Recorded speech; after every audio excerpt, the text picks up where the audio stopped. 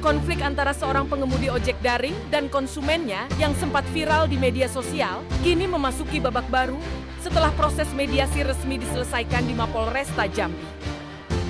Meski telah terjadi perdamaian secara hukum, dampak psikologis dari peristiwa tersebut masih membekas pada diri Rosdewi, pengemudi ojol berusia 40 tahun yang menjadi pihak terlibat dalam insiden.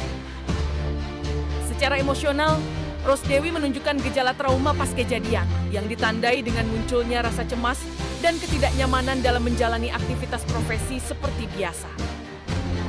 Trauma tersebut merupakan respons psikologis yang umum terjadi pasca pengalaman konflik terbuka di ruang publik, apalagi dalam konteks kerja berbasis platform digital yang sangat bergantung pada interaksi langsung dengan konsumen.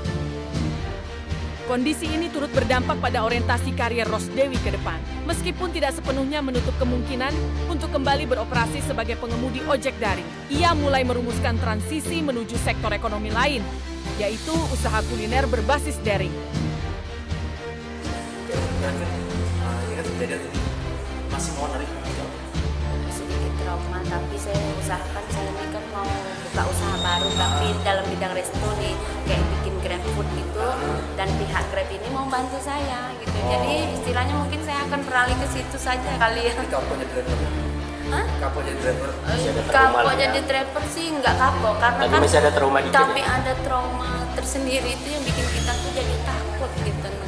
Jadi kalau ada yang lebih baik bikin jalan saya untuk buka resto kecil-kecilan, apa salahnya? Jadi ada bikin buka resto ya? Gitu. Ada peluang kita buka resto. Betul, daripada ngojek. Langkah ini dipandang sebagai bentuk adaptasi pasca trauma sekaligus upaya untuk membangun kembali stabilitas ekonomi dalam suasana kerja yang dirasakannya lebih aman secara emosional.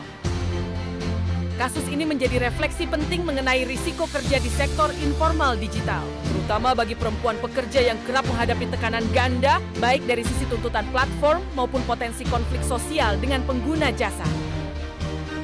Lebih dalam, dinamika ini menyoroti pentingnya perlindungan nonformal dan dukungan psikososial bagi para pekerja gig ekonomi yang rentan mengalami tekanan mental akibat ketimpangan relasi kuasa dalam ekosistem kerjanya. Dengan mempertimbangkan aspek tersebut, Rosdewi mulai mempertimbangkan alih profesi sebagai bentuk pemulihan diri dan pencarian kembali rasa aman dalam bekerja.